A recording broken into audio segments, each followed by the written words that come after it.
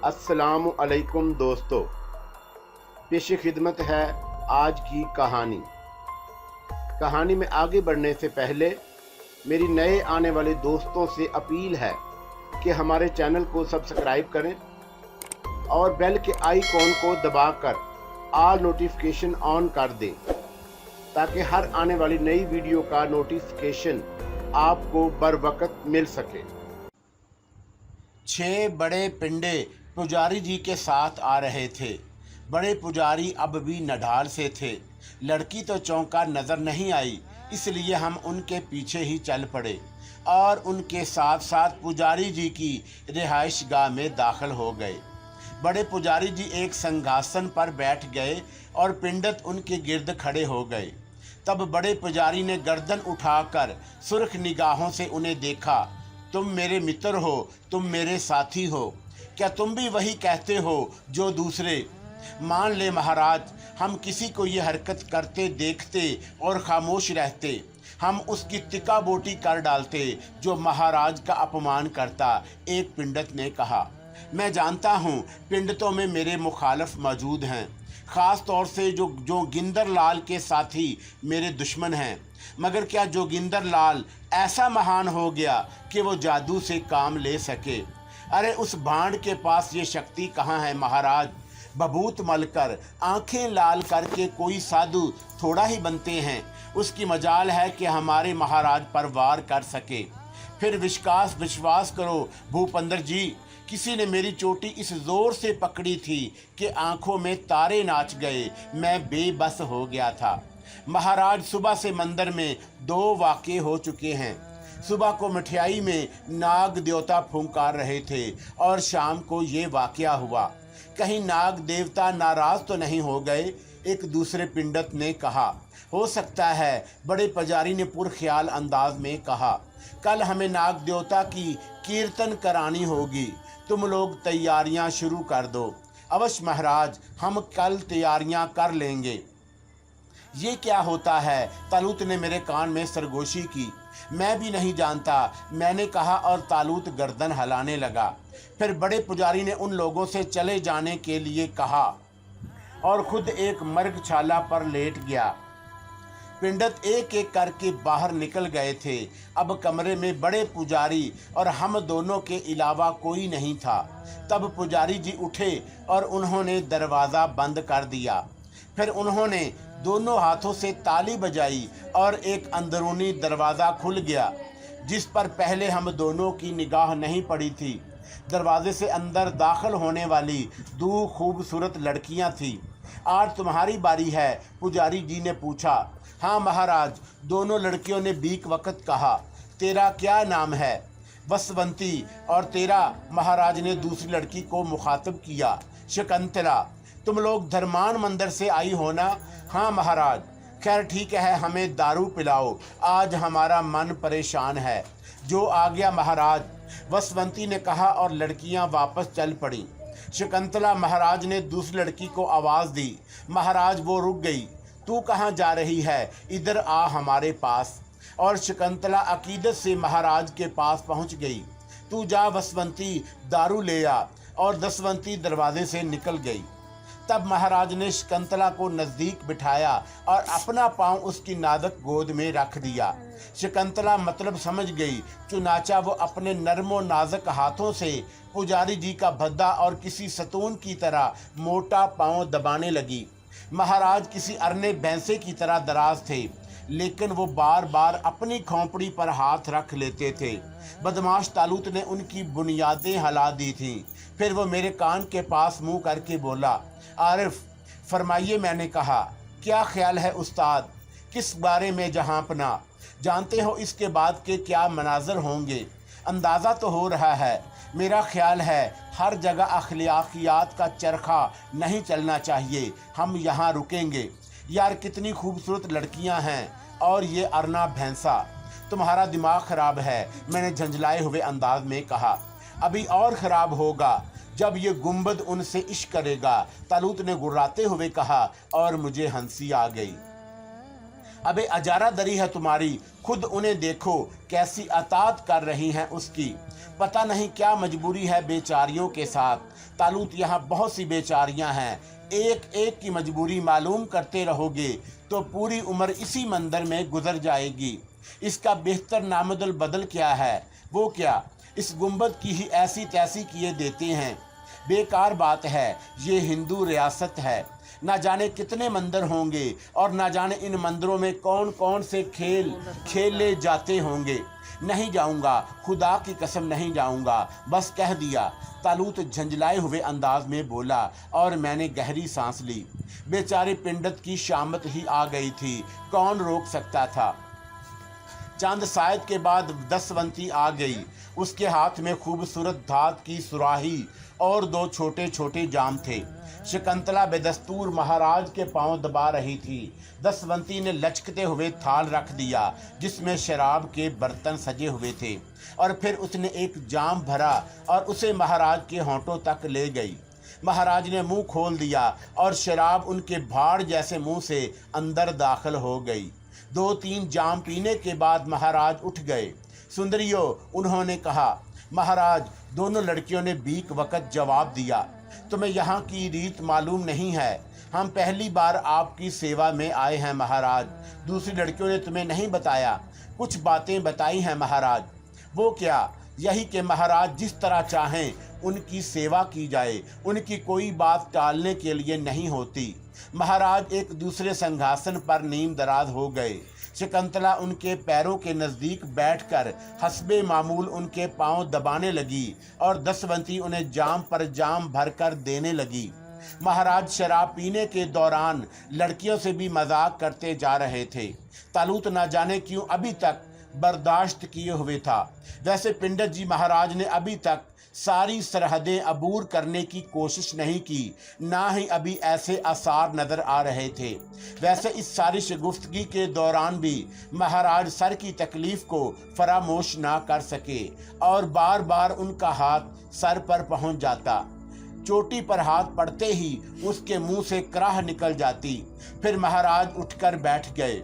सुंदरी, उन्होंने भर्राई हुई आवाज में कहा। महाराज, दसवंती जल्दी से बोली। दारू के 2-4 जाम मेरे सर पर उलट दो। महाराज, दसवंती हैरत से बोली। जो कह रहा हूं करो। महाराज ने कहा, मेरे सर में तकलीफ है। जो आ गया महाराज, दसवंती से ने कहा और फिर उसने शराब का एक जाम भरा। उसी वक्त मैंने तालूत को हाथ उठाते हुए देखा। उसकी एक उंगली लंबी हो गई, उंगली का सिरा जाम की तरफ बढ़ा और फिर तालूत ने जाम में उंगली का सिरा डबो दिया। मारा गया पिंडत मेरे मुंह से निकला और मैं तालूत की कारकर्दगी के रद्दे अमल के लिए तैयार हो गया। ये उंगली कुछ न कुछ करके आई होगी। दसवंती ने शराब का जाम महाराज के सर पर उंडेल दिया। महाराज ने आंखें बंद कर ली। दसवंती दूसरा जाम भरने लगी, लेकिन अचानक महाराज के हलक से एक धाड़ निकली। हे राम प्रभु, हे राम प्रभु, वो चीख रहे थे और अपने घुटे हुए सर को दोनों हाथों से बुरी तरह खुजा रहे थे। दोनों लड़कियां बौखलाए हुए अंदाज में खड़ी हो गईं। महाराज, शकुंतला के मुंह से निकला, मर गया, हाय मर गया। महाराज ने खुजा खुजा कर खोपड़ी लहूलुहान कर ली। वो पूरे कमरे में भागता फिर रहा था। यकीनन उसकी धाड़ें दूर तक सुनी जाती रही होंगी। लड़कियों ने भी इस बात को महसूस कर लिया और वही हुआ। बाहर से दरवाजा धड़धड़ाया जाने लगा। महाराज, दरवाजा खोलिए। महाराज, मर गया, हाय मर गया, दरवाजा खोलिए महाराज। जाओ जाओ, तुम जाओ। न जाने महाराज को कैसे ख्याल आ गया और लड़कियां अंदरूनी दरवाजे की तरफ भागीं, लेकिन महाराज ने लपक कर उनमें से एक की कमर पकड़ ली। अरे मर गया, हाय, ये तो लेती जाओ बिस्वाओ। उन्होंने शराब की थाल की तरफ इशारा किया और शकुंतला ने पलटकर थाल उठा लिया। अंदरूनी दरवाजे की तरफ भागी तो पीतल की सुराही गिर पड़ी। जोरदार आवाज पैदा हुई। हाय राम, पिंडत चिल्लाया। दरवाजा खोलिए महाराज, दरवाजा खोलिए। बाहर से दरवाजा जोर जोर से पीटा जा रहा था। शकुंतला ने सुराही उठाई और बमुश्किल तमाम लड़कियां दरवाजे से निकलकर भाग सकीं। तब महाराज ने आगे बढ़कर दरवाजा खोल दिया और भिड़ा मारकर बहुत से पिंडत अंदर घुस आए। क्या हो गया महाराज, क्या हो गया? बहुत सी आवाजें उभरी। पानी। महाराज दोनों हाथ से खोपड़ी रगड़ते हुए बोले, हुआ क्या महाराज? हे भगवान, हे नाग देवता! और पिंडत बेइख्तियार चीख पड़े। बहुत से वापस निकल भागे, बहुत से ऊंची जगहों पर चढ़ गए, लेकिन महाराज बदस्तूर खोपड़ी खुजा रहे थे। पानी, अरे पानी! और फिर ना जाने कितने हंगामों के बाद पानी आया और महाराज के इशारे पर उनकी खोपड़ी पर उंडेला जाने लगा। महाराज के लंबे नाखनों ने उनकी खोपड़ी छील दी थी।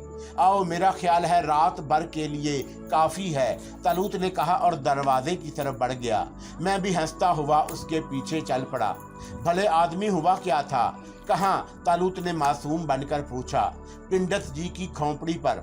ओह, कोई खास बात नहीं, सिर्फ खुजली जो रात भर जारी रहेगी, तालूत ने कहा और मैं हंस पड़ा।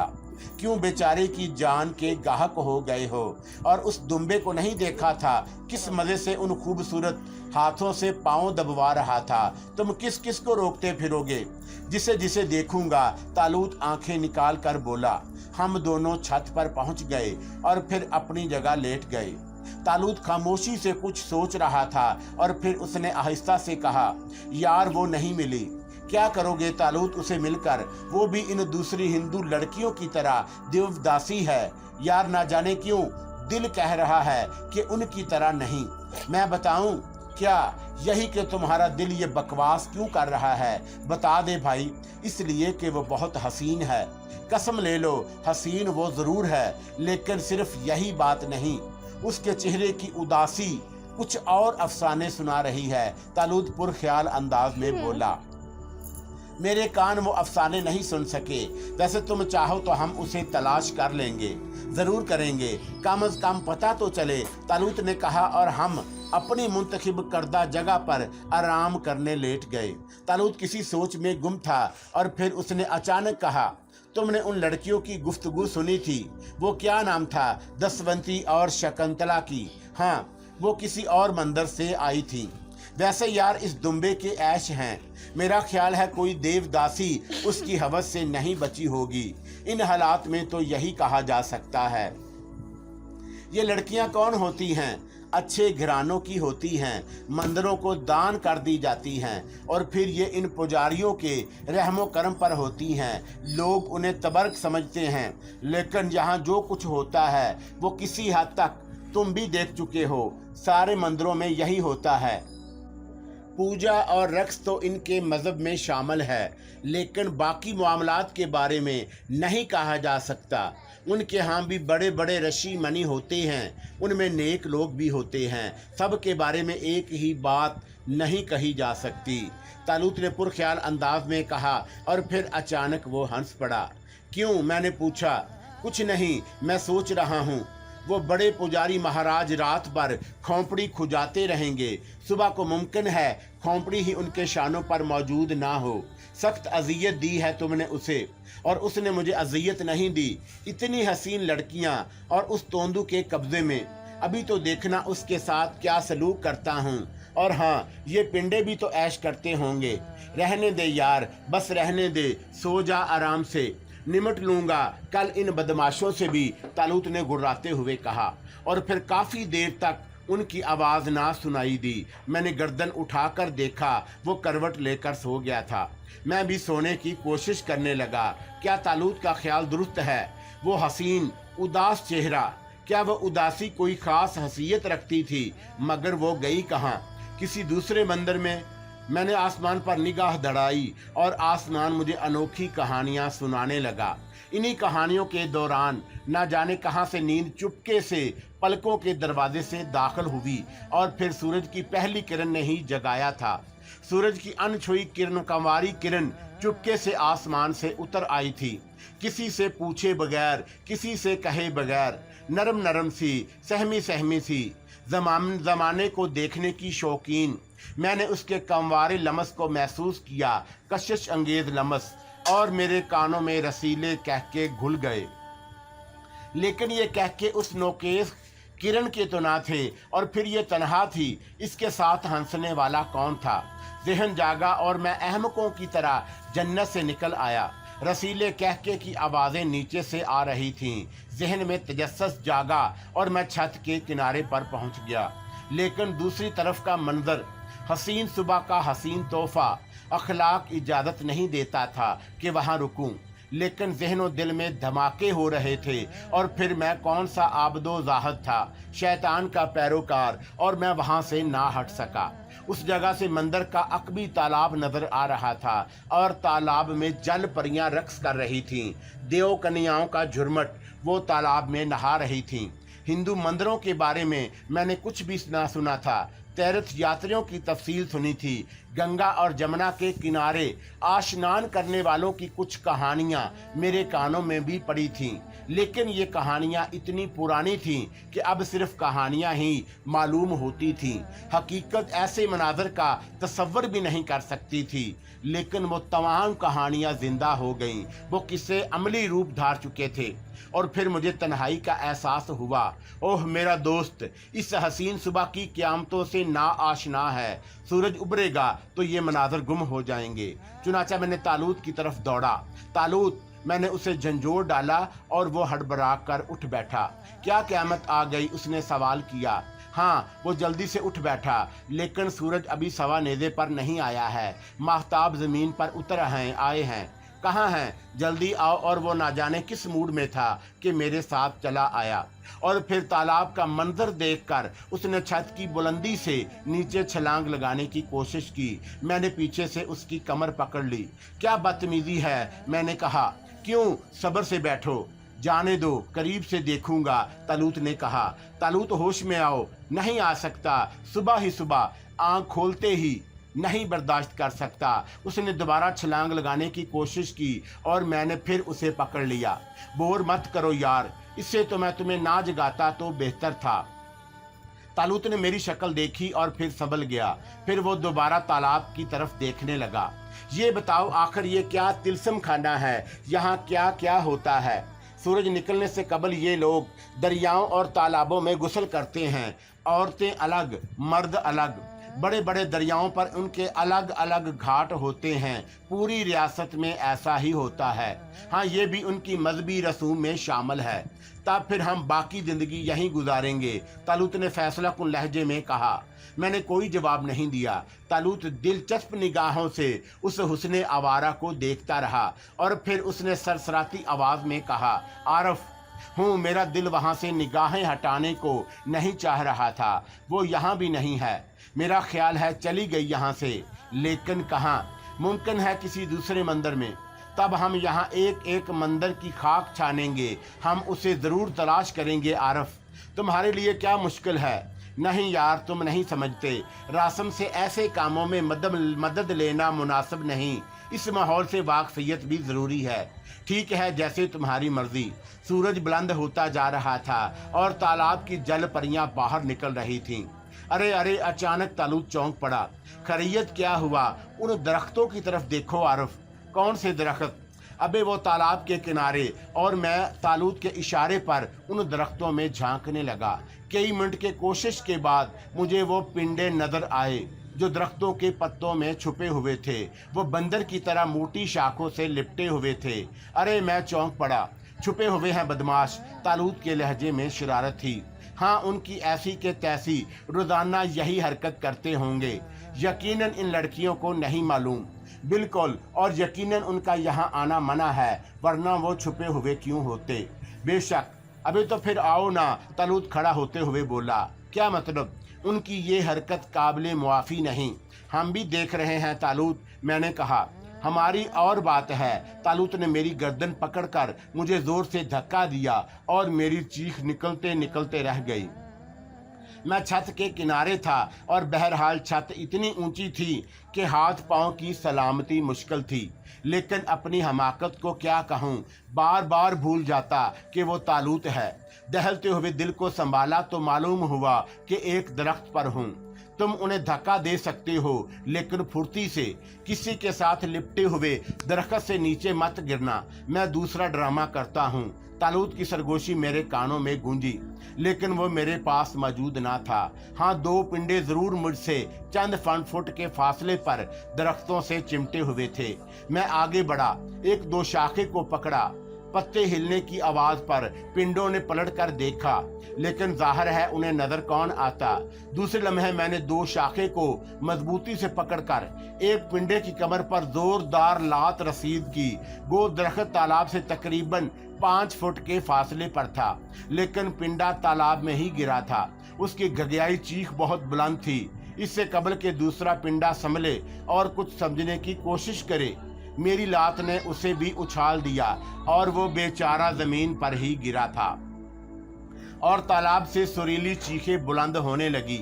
किनारे पर लिबास तब्दील करती हुई 2 कन्याएं बुरी तरह चीख रही थीं, और फिर उन चीखों में दूसरे दरख्त पर छुपे हुए पिंडों की चीखें भी शामिल हो गईं। वो उन औरतों से ज्यादा जोर से चीख रहे थे, और मैंने उन चीखों का राज पा लिया। जिस दरख्त पर पिंडे चीख रहे थे, उस पर स्याह रंग का एक अस्तहानुमा सांप रेंग रहा था। 3 पिंडे पके हुए फलों की तरह उस दरख्त से भी टपके, और 2 कन्याओं की चीखें आसमान से बातें करने लगी। पिंडे बुरी तरह उठकर भागे। पानी में गिरा हुआ आदमी बदहवासी में निकल नहीं पाया था। वो हर बार किनारे से फिसल जाता, और जरा सी देर में मंदिर के दूसरे हिस्सों से पिंडों की पूरी फौज निकल आई। कुछ औरतें खुद को छुपाने के लिए दरख्तों की आड़ ले रही थीं, लेकिन जूं ही उनकी निगाह दरख्त पर पहुंची, वो चीख मारकर दौड़ पड़ती, क्योंकि उस दरख्तों पर भी पिंडे छुपे होते। बहरहाल अजीब हंगामा बर्पा हो गया। पिंडों की फौज ने पूरे तालाब और उसके किनारे के दरख्तों को घेर लिया, और फिर छुपे हुए पिंडों को नीचे उतारा जाने लगा। शायद ये जुर्म अच्छा खासा था, क्योंकि आने वालों ने छुपे हुए एक एक पिंडे को पकड़ लिया। मैंने एक तवील सांस लेकर गर्दन झटकी और दरख्त पर सांप तलाश करने लगा, लेकिन सांप गायब था। तब मुझे अपने कानों के करीब तालूत की आवाज सुनाई दी। कैसी रही? यार, तुझे शैतान कहना, शैतान को बहुत बड़ा दर्जा देना है। मोहब्बत है तेरी, वरना मैं किस काबिल हूँ। तालूत ने इंकसारी से कहा, और मुझे हंसी आ गई। छुपे हुए पिंडों की खूब दुर्गत बन रही थी। औरतें सब भाग गई थीं, और फिर पिंडों को भी अंदर ले जाया गया। थोड़ी देर के बाद तालाब खाली हो गया। आओ, अब हम कब तक दरख्त पर लटके रहें? तालूत ने कहा, और हम दोनों भी दरख्त से नीचे उतर आए। बहरहाल उस दिन की इब्तिदा बहुत दिलचस्प रही है। मैं चाहता हूँ इंतहा भी इतनी ही दिलचस्प हो। जरूर होगी। इन बदबख्तों की शामत ही आ गई थी। उस वक्त जब हम यहाँ दाखिल हुए थे, वो घंटे बजा रहे थे। छोड़ो, अब क्या प्रोग्राम है? तालूत ने लापरवाही से कहा। नाश्ता। आओ फिर पूजा हाल में चले। चलो, मैंने कहा, और हम मंदिर के अंदरूनी हिस्से की तरफ चल पड़े।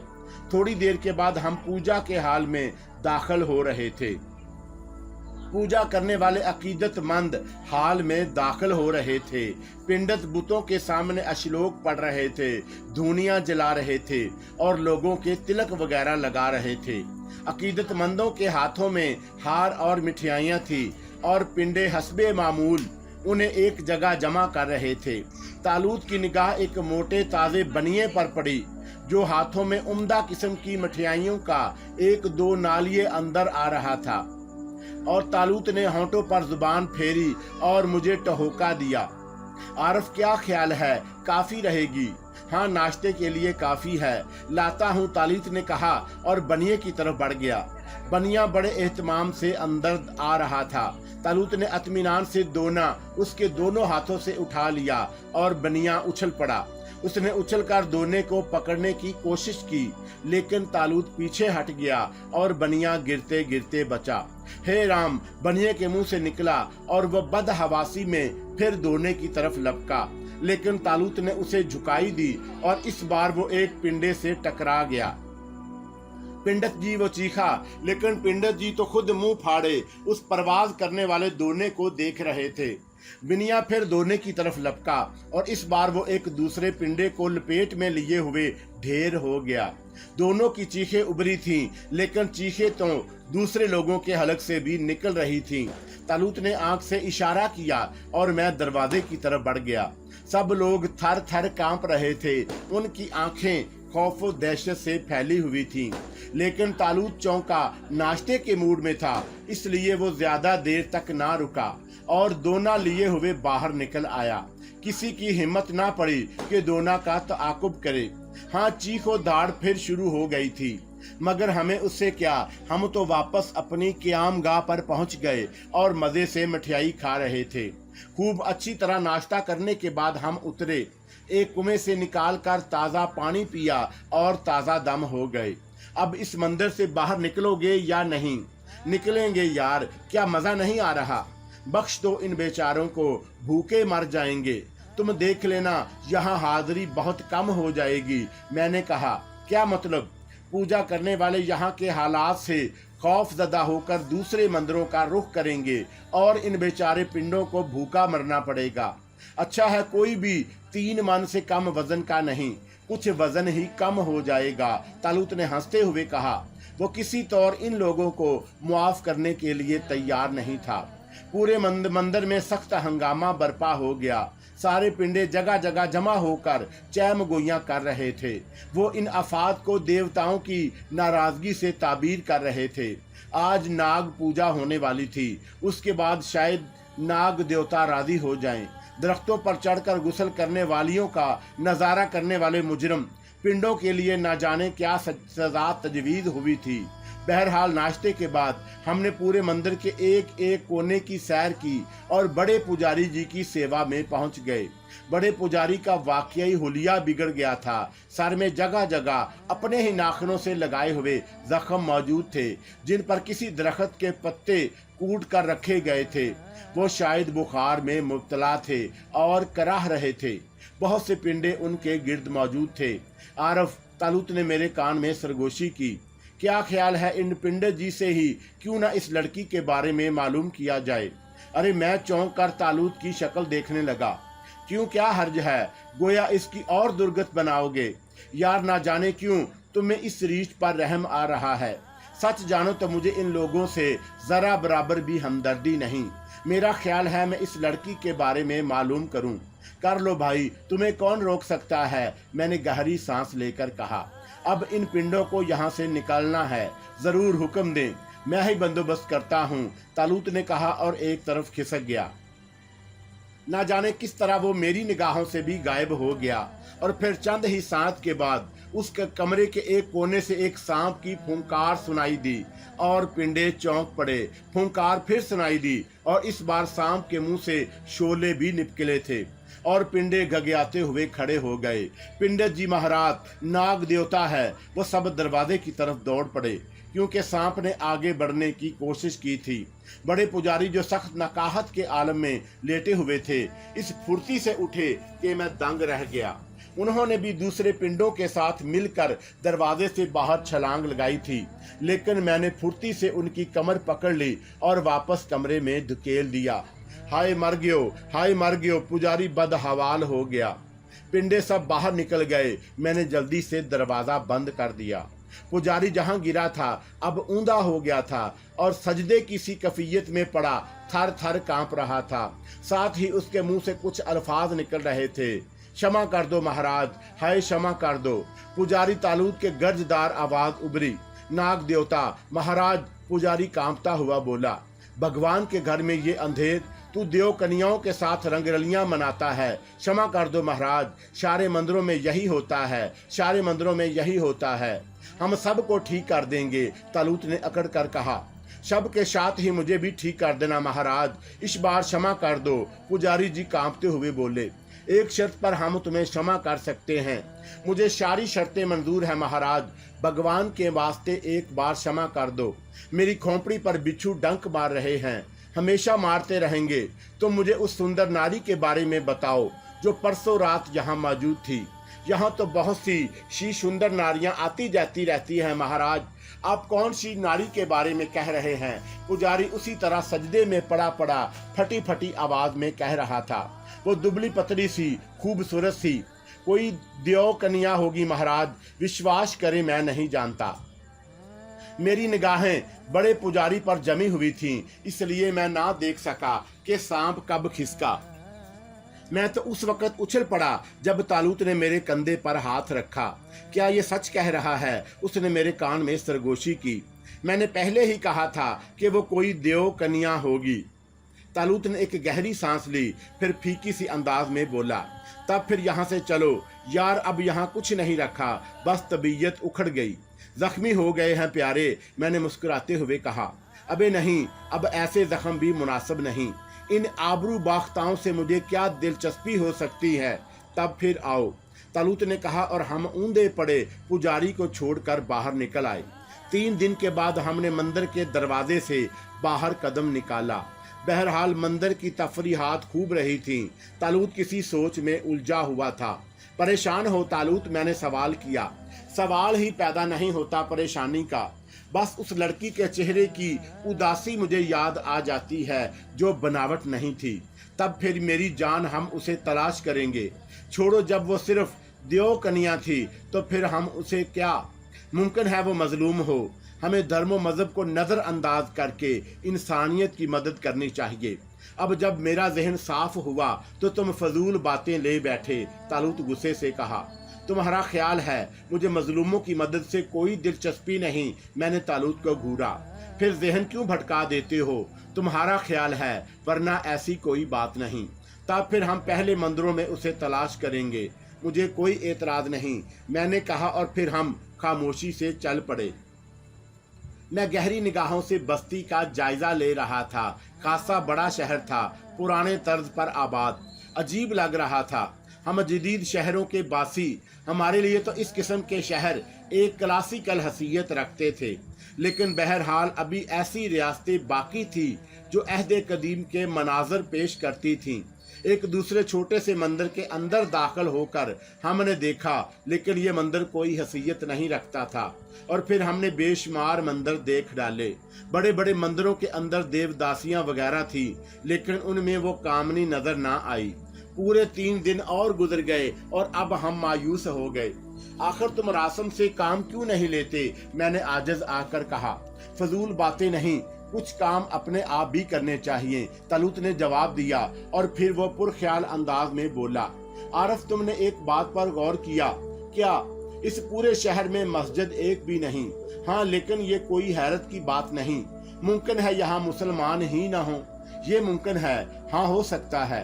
वजह भाई मजहबी तअस्सुब, ये हिंदुओं की रियासत है। मुमकिन है राजा गोविंद इस कोपा कपूर मुसलमानों को पसंद ना करता हो और उसने यहाँ से मुसलमानों को निकाल दिया हो। उसकी ऐसी तासी, उसकी क्या मजाल कि वो खुदा की जमीन पर उसके नाम लेवाओं के साथ ऐसा सलूक करे। तालूत गजबनाक अंदाज में बोला और मेरे होंठों पर एक तलख मुस्कुराहट फैल गई। बच्चों की सी बातें कर रहे हो तालूत? क्यों? तालूत गुर्राया। खुदा के कौन से नाम लेवाओं की बात कर रहे हो? खुदा का नाम तो सभी लेते हैं। मैं मुसलमानों के बारे में कह रहा हूँ। तो मुसलमानों की सरजमीन से ही आए हो, तो फिर क्या खुदा का नाम लेने वाले खुद ही खुदा का नाम लेने वालों पर मुलाजम नहीं तोड़ रहे? क्या अपने भाई अपने भाइयों की गर्दनें नहीं काट रहे? क्या वो रिश्ता मजहब, रिश्ता इंसानियत का एहसास करते हैं? क्या वो खुदा के रिश्ते से मोहब्बत करते हैं? मजहब व मिल्लत को सिर्फ एक रवायत नहीं बना लिया गया। हाँ, मजहब व मिल्लत एक हसीयत रखते हैं। जब खुदा का नाम लेने वाले किसी उलझन में फंस जाते हैं तो दूसरों को मुतासर करने के लिए वो मजहब का सहारा लेते हैं, अखुवत के वास्ते देते हैं। कैसी दुख की बात है तालूत, हम अपनी मुसीबतों का हल खुदा के नाम में पाते हैं और उसके सहारे मुसीबतों से निकल आते हैं। लेकिन मुसीबतों से निकल आने के बाद हम उस मजबूत सहारे को किस आसानी से नजरअंदाज कर देते हैं। हम ये क्यों नहीं सोचते कि जब हमारी परेशानियों और आफात का हल इन रिश्तों, इन नाम में पोशीदा है, तो हम उसे ही क्यों ना अपनाएं? इन असूलों को अपनी जिंदगी में क्यों ना शामिल कर लें? हमारी परेशानियों का हल है। हाँ, अनोखी बात है आरफ, हम एक मजबूत सहारे को छोड़कर आरजी सहारों की पनाह हासिल करते हैं। इन गैर मजहबों की तो बात ही क्या है। बोरियत हो रही है यार, कुछ सोचो। अच्छा सोच लिया क्या, मैंने सवाल किया। शहरग, तालूत मुस्कुराया। यानी अरे भाई राजा गोविंद, इस कपूर का महल, क्या इस महल को हमारे कदमों की बरकत की जरूरत नहीं है? अरे तो उठो ना। तालूत ने मेरा हाथ पकड़ लिया। ऐसे ही जाओगे? मैंने सवाल किया। तो फिर कुछ मजा नहीं आता तालूत, क्यों ना हम एक बाकायदा हसीयत से वहां चलें? कोई हर्ज नहीं, मगर हसीयत क्या हो ये भी तुम ही सोचो, मैंने पुरख्याल अंदाज में कहा और फिर आहिस्ता से बोला। तालूत, पूरा हिंदू मजहब तो हिम्मत और कहानियों पर मुश्तमिल है। इनकी देवमालाएं बड़ी हसीयत रखती हैं। अगर हम किसी देवमालाई हसीयत से वहां चलें या फिर किसी बड़े साधु की हसीयत से तो लुत्फ आ जाएगा। मेरा ख्याल है हमारा बड़ा उम्दा इस्तकबाल होगा और तुम बाआसानी उस रोल को निभा सकते हो। दुरुस्त कहा खरबूज जी महाराज, तालूत ने मुस्कुराते हुए कहा। बस तो तरबूज जी महाराज तैयारियां करो। तैयारियां कैसी खरबूज महाराज? साधुओं का लिबास अव्वल जरूरत, शक्ल और सूरत भी तब्दील करने पड़ेगी। मेरा ख्याल है रहेंगे हम शक्ल। हाँ, जरा दिलचस्पी रहेगी। शक्ल और सूरत के बारे में क्या करना होगा? लंबे लंबे बाल, लंबी दाढ़ियां वगैरह। मैंने कहा मसलन ऐसे। तालूत ने मेरे सर पर हाथ फेरा और मैं पीछे हट गया। लेकिन शानों से नीचे लटकते गहरे स्याह बाल और ठोड़ी के अचानक वजन ने मुझे बौखा दिया। मेरे स्याह दाढ़ी सीने पर आ रही थी और सर के बाल अचानक बेहद लंबे हो गए। अपनी शक्ल दिखाओ तरबूज जी महाराज, मैंने संभलते हुए कहा और दूसरे लम्हे तालूत भी मेरा हम शक्ल हो गया। मैं शिद्दत हैरत से गंग हो गया। हमारे चेहरे यूं ही सुर्खों सफेद थे और उस पर से घने स्याह बाल और स्याह दाढ़ी। तालूत बेहद खूबसूरत और पुरवकार लग रहा था। यकीनन यही शक्ल मेरी होगी। मैंने मुतमिन अंदाज में गर्दन हिलाई। अब लिबास की कसर रह गई है, मैंने मुस्कुराते हुए कहा। वो भी पूरी हो जाएगी, तालूत ने जवाब दिया और इस बार उसने रासम को आवाज दी और रासम हाजिर हो गया। उतार लाया यार 2 अदद साधुओं के लिबास, लेकिन गंदे ना हों। हाजिर करता हूँ आका, रासम ने कहा और निगाहों से उज्जल हो गया। और उस जिनजादे के लिए क्या मुश्किल था। साधुओं के सारे लवाजमात के साथ हाजिर हुआ। पीतल के कमंडल, मुड़ी हुई भयानक शक्ल की लकड़ियां और साधुओं के सफेद लिबास रासम ने हमारे सामने पेश कर दिए और हमने शुक्रिया के साथ कबूल कर लिए। शक्लें बदल ही चुकी थीं, लिबास बदले और हुलिये बदल गए। वो माथे पर नक्शो निगार भी तो बनाने होते हैं, तालूत ने कहा। जरूरी नहीं है, मैंने जवाब दिया। हाँ, कुछ करामात की जरूरत होगी। अरे ऐसी ऐसी करामात दिखाऊंगा कि तबीयत खुश हो जाएगी। महाराज गोविंद कपूर की, तालूत ने कहा और हम गोविंद कपूर के महल की तरफ चल पड़े। थोड़ी देर के बाद हम महल के सामने थे। क्या शान थी। बावर्दी पहरेदार चारों जानब फैले हुए थे। एक रास्ता दरबारे आम की तरफ जाता था, उस पर जाने वालों को रोक टोक नहीं थी। दूसरा रास्ता महल के अंदरूनी हिस्से की तरफ जाता था। यहाँ बगैर इजाजत परिंदा पर नहीं मारता था। शायद दरबार लगा हुआ था, लोग उस तरफ से आ जा रहे थे। हम दोनों उसी रास्ते पर चल पड़े और थोड़ी देर के बाद हम दरबारे आम के दरवाजे पर थे। दरवाजे पर खड़े हुए पहरेदारों ने हमारी तरफ देखा और दोनों हाथ जोड़कर प्रणाम किया। सुखी रहो बच्चा, मैंने हाथ उठाकर कहा और पहरेदार सामने से हट गए। बहुत खूब, तालूत ने कहा और हम दोनों अंदर दाखिल हो गए। अंदर एक अजीमो शान हाल था जिसमें आखिरी सिरे पर तख्त लगा हुआ था। तख्त के दोनों तरफ जरंगा कुर्सियां पड़ी हुई थीं, जिनमें से एक कुर्सी पर एक दराज कामत शख्स, चौड़ा चेहरा, इंतहाई हाथ तक बड़ी और चढ़ी हुई मूछें, छोटी छोटी सुर्ख आंखें, चूड़ीदार पायजामा और एक कीमती कपड़े की शेरवानी पहने हुए, एक खूबसूरत छड़ी हाथ में लिए हुए बड़े ठुसे से बराजमान था। दूसरी कुर्सी पर एक बूढ़ा साधु बैठा हुआ था और ये भी तंदुरुस्त आदमी था, अलबत्ता तख्त खाली था। आदमी शानदार है, तालूत ने कहा। हाँ, लेकिन राजा नहीं, मैंने आहिस्ता से कहा। क्या मतलब? ये राजा नहीं मालूम होता? क्यों? राजा तो तख्त पर होता। ओह, तो फिर कौन है? वजीर या फिर कोई और बड़ा ओहदेदार?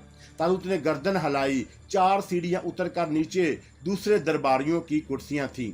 एक तरफ मसाइल लाने वालों का कटहरा बना हुआ था जहां चंद लोग खड़े हुए थे, और ऐसे ही दूसरे लोग जो राज दरबार से ताल्लुक रखते थे। हम दोनों को सबने गर्दनें उठा उठा कर देखा।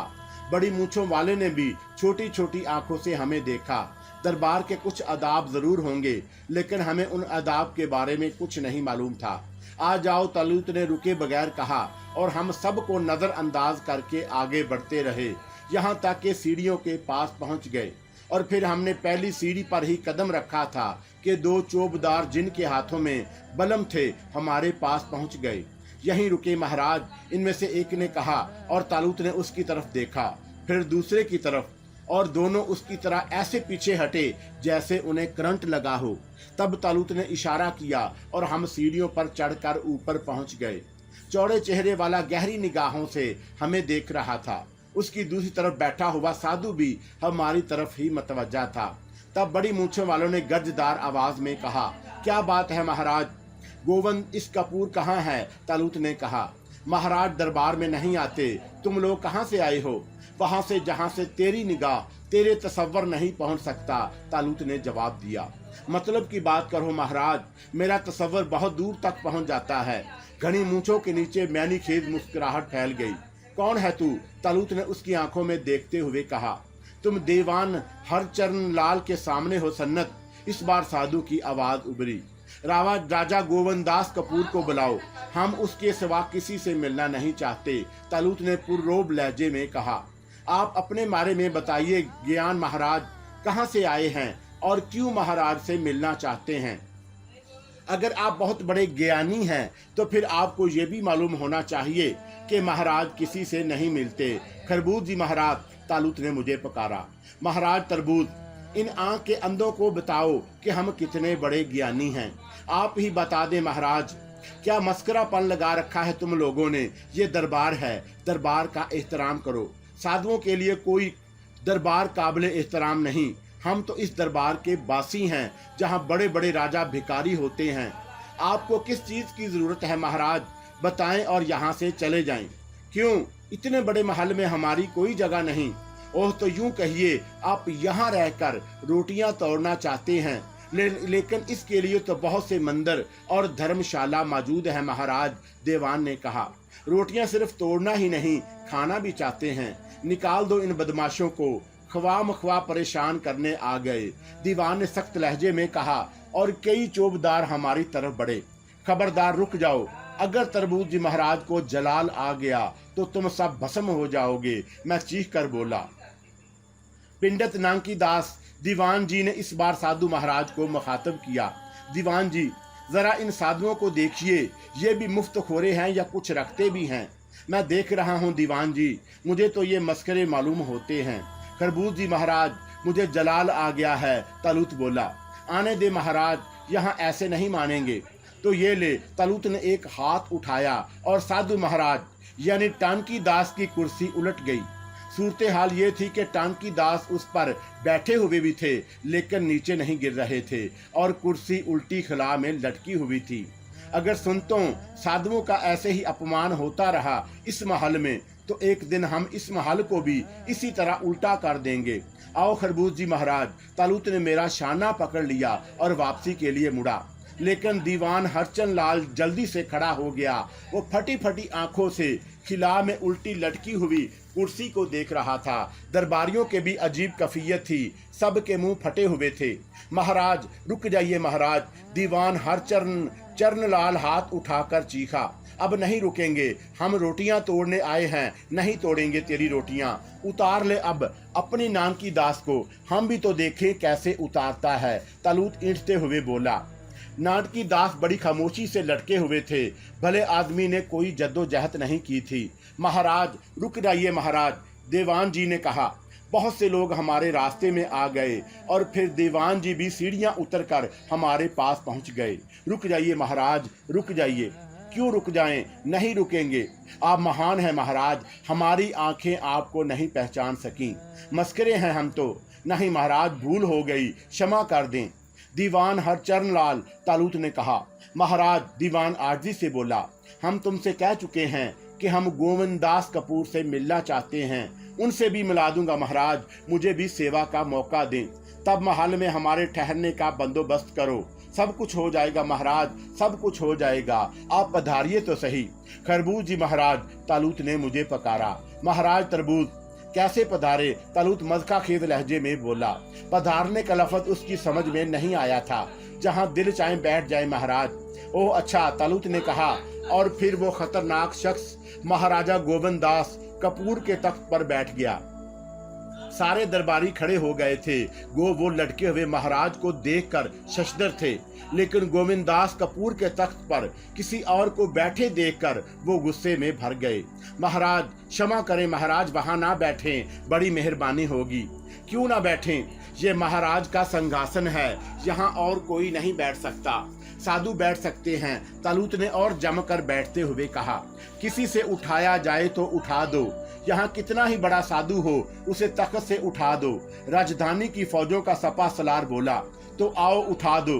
और इससे कबल के दीवान जी कुछ कहते, सालार चंद लोगों को इशारा करके तालूत पर पल पड़ा। उसने तालूत से हाथ पाई नहीं की, लेकिन वो सब मिलकर उसे उठाने की कोशिश कर रहे थे। लेकिन देखने वालों ने देखा कि 5-6 आदमी मिलकर तालूत को हिला भी न सके। वो बुरी तरह हाँफने लगे। सालार परेशान निगाहों से चारों तरफ देखने लगा। बर्खास्त, दरबार बर्खास्त। दीवान हरचरण लाल चीखा और दरबारी खड़े हो गए। बहरहाल यहाँ भी खूब धमाका चौकड़ी मच गई। तालूत अब भी तख्त पर जमा बैठा था। मामूली बात नहीं थी, बहुत बड़ा शगुन था कि राजा की जिंदगी में उसके तख्त पर कोई बैठ जाए। उठ जाइए मगर महाराज, भगवान के लिए उठ जाए, वरना मैं मुसीबत में फंस जाऊंगा। बड़े छोटे दिल के हो तुम लोग। क्या हो गया अगर थोड़ी देर के लिए हम इस तख्त पर बैठ गए? तालूत ने उठते हुए कहा। इसकी सजा मौत है महाराज, मगर आप संत साधु हैं, मैं आपसे क्या कहूँ? हरचरण लाल ने होंठ काटते हुए कहा। उसके खूनख्वार चेहरे पर बेबसी नजर आ रही थी। हम लोग दरबार से चले गए। हरचरण और दूसरे खास लोग मौजूद थे। नानकी दास की मुश्किल हल कर दे महाराज, हरचरण लाल ने हाथ जोड़ते हुए कहा। नानकी दास नीचे उतर आओ, तालूत ने कहा, और नानकी दास की कुर्सी सीधी हो गई और फिर वो नीचे उतर आई। नानकी दास अब भी किसी बुद्ध की मानद साकत था, उसकी पलकें तक नहीं झपक रही थी। हम आपकी क्या सेवा करें महाराज? हरचरण लाल ने कहा। बस कुछ रोज तुम्हारे साथ गुजारेंगे, गोविंदार कपूर से मिलेंगे और फिर यहाँ से चले जाएंगे। मगर महाराज तो किसी से नहीं मिलते, क्यों? बस आजकल उनकी सेहत ठीक नहीं, वो दरबार में भी नहीं आते। हम उनकी सेहत ठीक कर देंगे, वो किसी से मिलें जब ना। फिर दरबार के काम कौन चलाता है? उनका दास। हरचरण लाल ने गर्दन झुकाते हुए कहा। चलो ठीक है दीवान जी, मगर कैसी है तुम्हारी हुकूमत? यहाँ 2 साधुओं के लिए भी जगह नहीं है। पूरी रियासत दरगाहपुर में जगह जगह धर्मशाले और मंदिर मौजूद है महाराज। और फिर आप जैसे ऋषि मुनि को तो हाथों हाथ लिया जाएगा। आप चिंता क्यों करते हैं? चिंता इस बात की है कि हम तुम्हारे महल में ठहरेंगे, हम आम साधु नहीं हैं। अगर आप आज्ञा दें तो राज मंदिर में आपका बंदोबस्त कर दिया जाए। राज मंदिर ये कहाँ है? महल के अंदर बहुत बड़ा मंदिर है। इसके द्वार हफ्ते में सिर्फ 1 रोज आम लोगों के लिए खुलते हैं। चलो मंजूर है, वहीं सही, तालूत ने गर्दन हिलाते हुए कहा। नानकी दास जी, हरचरण लाल धाड़ा।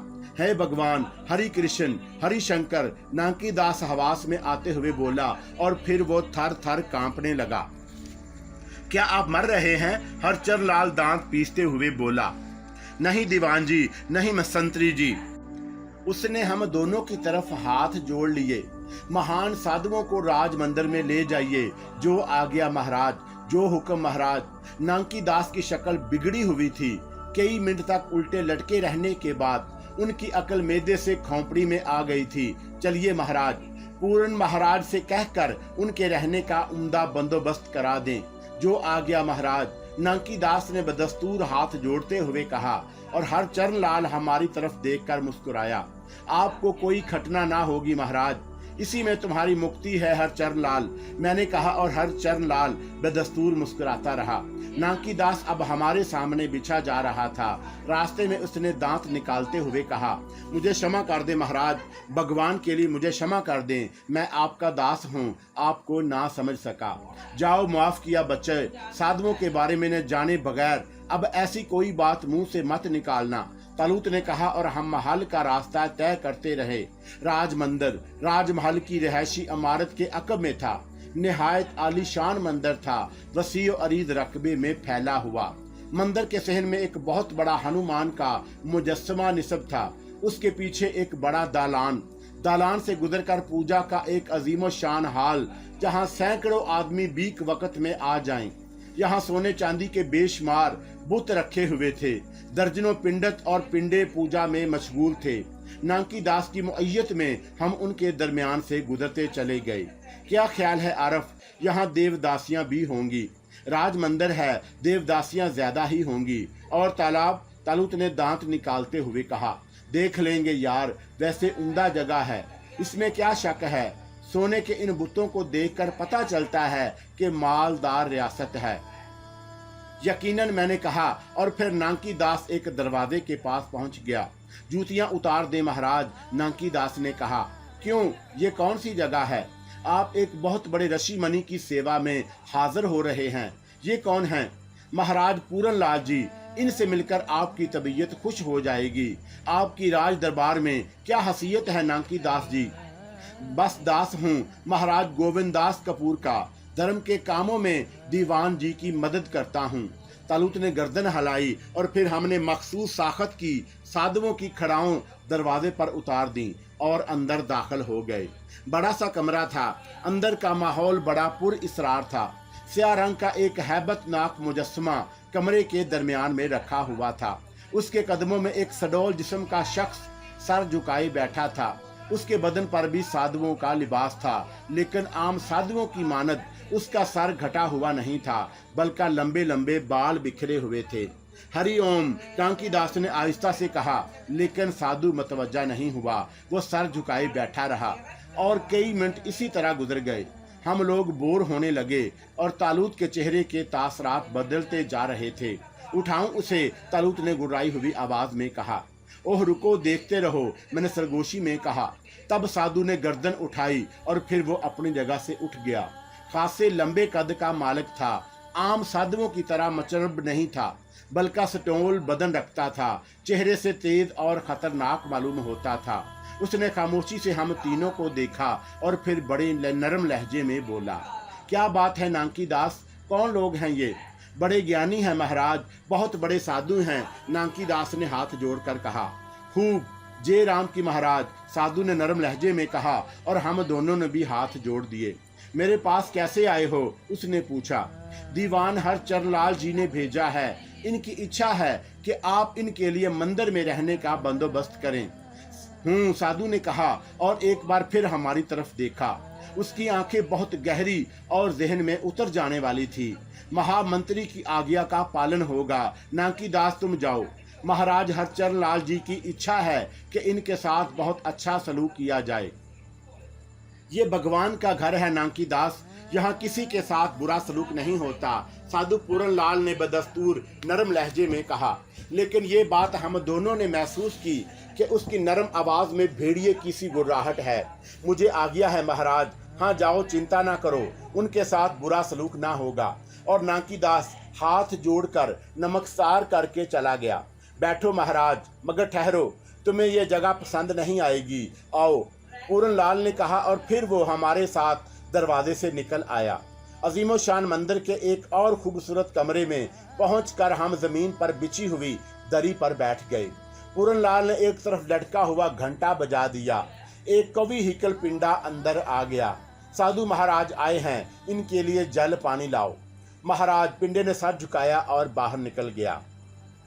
तब पूरन लाल ने रोशनी में हमारी आंखों में झांका और उसके होंठों पर मुस्कुराहट फैल गई।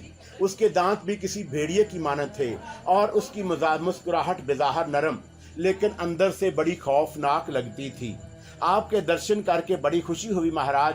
मेरा नाम पूरन लाल है, आपका शुभ नाम। तरबूज लाल, खरबूज लाल, तालूत ने जवाब दिया। ओह, पूरन लाल आहिस्ता से बोला।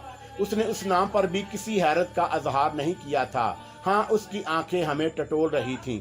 आप दोनों भाई मालूम होते हैं, आपकी शक्लें एक दूसरे से बहुत मिलती हैं, उसने कहा।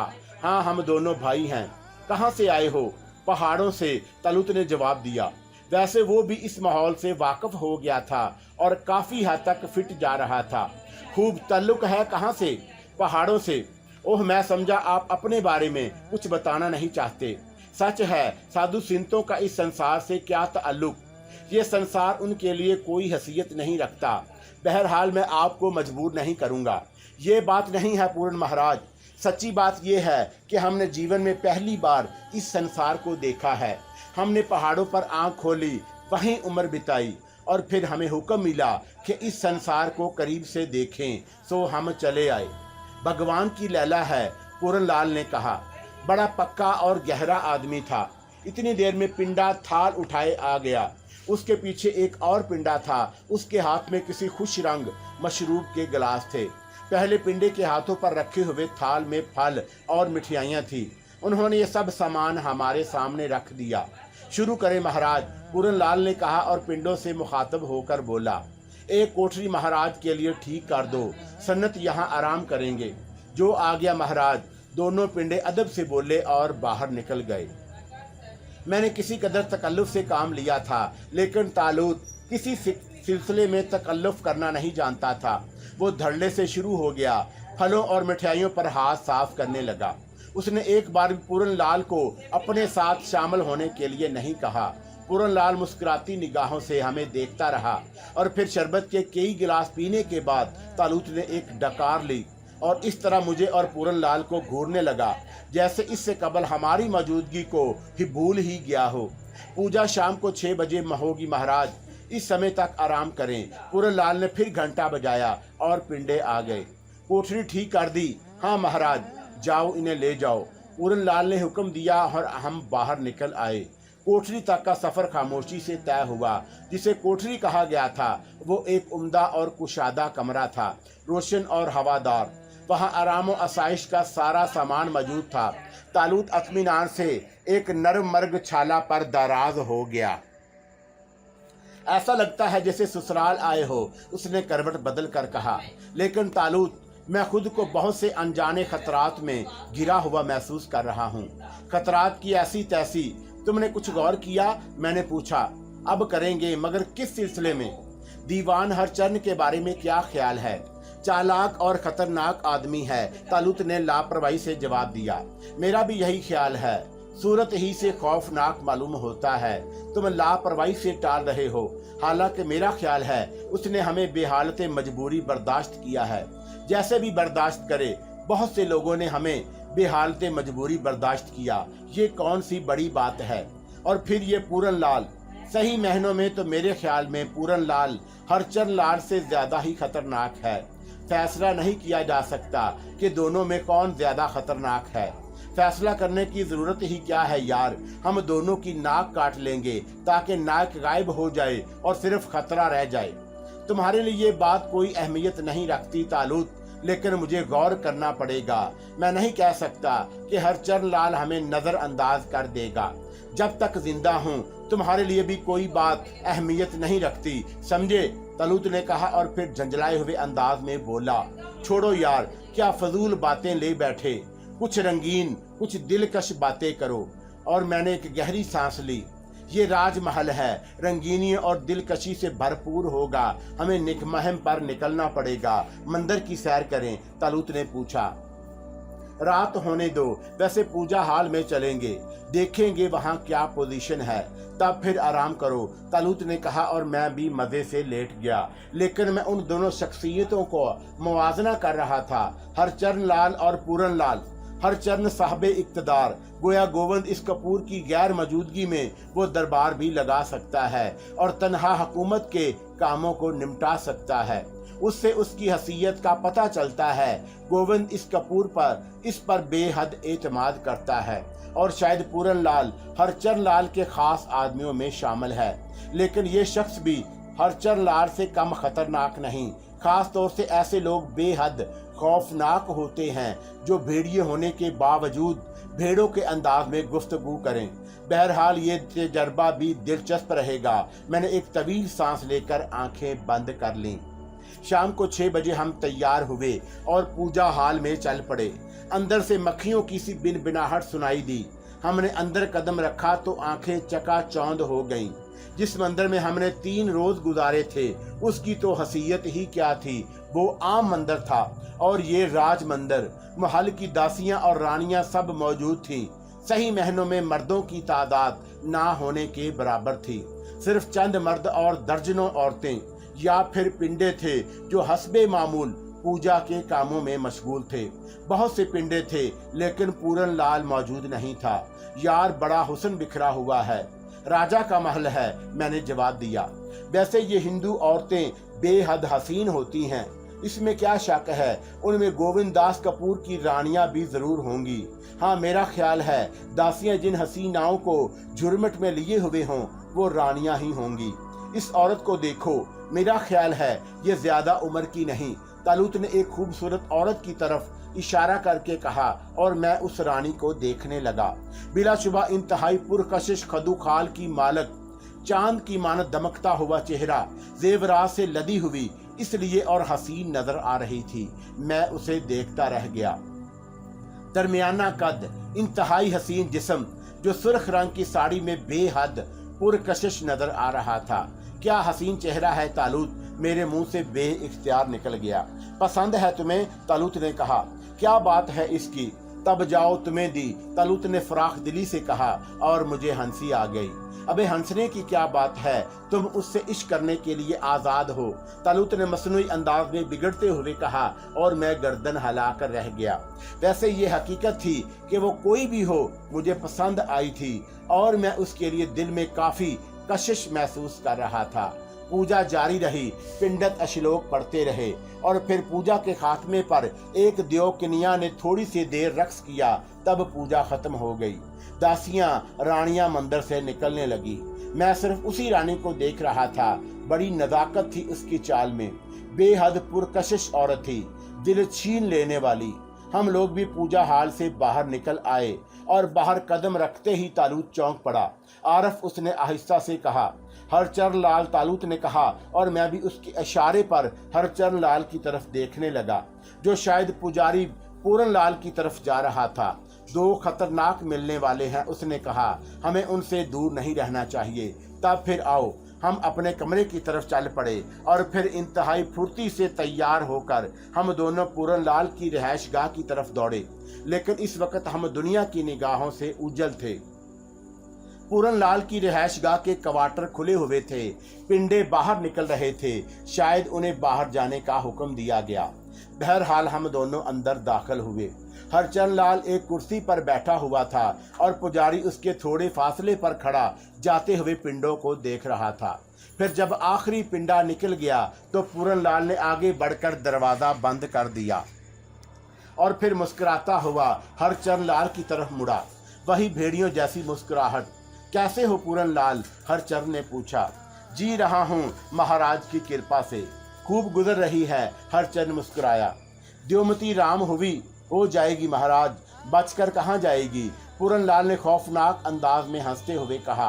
तुमसे बचकर कोई जा सका है आज तक? हरचंद लाल बोला और तालूत एक गहरी सांस लेकर मेरी तरफ देखने लगा। पूरन लाल बेदस्तूर हंस रहा था। हरचंद गहरी निगाहों से उसे देख रहा था। फिर वो एक तवील सांस लेकर बोला, मैंने 2 साधुओं को तुम्हारे पास भेजा था पूरन लाल, पहुंच गए हैं महाराज, और मैंने आपकी आज्ञा के मुताबिक उन्हें आराम से ठहरा दिया है। मैंने सिर्फ इसलिए उन्हें नहीं तुम्हारे पास भेजा पूरन लाल, मैं ये भी जानता हूँ महाराज, पर आपसे बात किए बिना मैं क्या कर सकता था। अब मुझे उनके बारे में बताइए। खुद तुमने उनके बारे में कोई अंदाज़ा नहीं लगाया? मामूली सा क्या? बहुत गहरे, बहुत चालाक हैं, बस इसके अलावा और कुछ नहीं मालूम हो सका। अचानक दरबार में आ गए, ऐसे ऐसे हैरत अंगेज कारनामे दिखाए कि सारे दरबारी हैरान रह गए।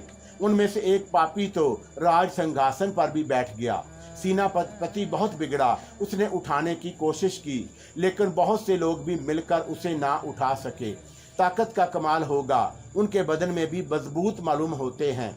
अरे नहीं पूरन लाल, नाकी दास से पूछो, जिनकी कुर्सी उल्टी लटकी हुई थी और वह उस पर बैठे थे। पूरन लाल की आंखें भी गहरी सोच में डूब गईं। कई मिनट तक खामोशी रही, फिर उसने गर्दन हिलाते हुए कहा, सूरत थे तो ऐसे ज्ञानी नहीं मालूम होते, और अगर हैं तो राजमहल में उनका क्या काम? उन्होंने अपने आने का कारण नहीं बताया। महाराज गोविंद दास कपूर से मिलने की बातें कर रहे थे, मकसद कौन पूछ सकता था। तो फिर क्या आ गया है हरचरण लाल की? मैंने उन्हें तुम्हारे हवाले कर दिया है पूरन लाल। मैं महल में किसी खतरनाक आदमी का वजूद बर्दाश्त नहीं कर सकता। हालात वैसे ही अच्छे नहीं हैं। पूरन लाल की हवस बहुत तवील थी। फिर उसने मुस्कुराते हुए कहा, ठीक है हरचरण लाल जी, आपका दास सब कुछ ठीक कर लेगा। बड़े बड़े ज्ञानियों से उसका वास्ता पड़ा है। तुम समझते हो पूरन लाल, होशियारी से काम करना, बस आप चिंता ना करें। हाँ, वो माधोरी की क्या रही? पूरन लाल मुस्कुराया। अभी क्या जल्दी है पूरन लाल, वो काम भी हो जाएगा। अभी तो देवमती को संभालो, उसे महल में आ जाना चाहिए। महाराज, आप उसे मुझे दे चुके हैं, बाकी काम भी आप खुद करें। आ जाएगी, हरचरण लाल ने मुस्कुराते हुए कहा, और वह फिर उठ गया। पूरन लाल उसे दरवाजे तक छोड़ने आया। दो खतरनाक इंसान, मैंने आहिस्ता से कहा, और तालूत चौंक पड़ा। हाँ, एक तालूत और दूसरा आरफ, उसने मज़का खेद अंदाज में कहा। नहीं, एक हरचरण लाल और दूसरा पूरन लाल। बकवास है, दोनों साजिशी मालूम होते हैं, लेकिन हमारा क्या बिगाड़ेंगे? प्रोग्राम तो बना है, देख लेंगे। तालूत अकड़ कर बोला, और फिर मुझे इशारा करते हुए बोला, आओ चलें। और फिर हम दोनों कमरे से निकल आए। थोड़ी देर के बाद हम अपनी कोठरी में थे। ये देवमती कौन है? तालूत पुरख्याल अंदाज में बोला। और माधोरी? पूरन लाल काफ़ी अय्याश मालूम होता है, और उन दोनों की मिली भगत है, मगर वो शेरों का शेर कहाँ रोपोश है, गोविंद दास कपूर।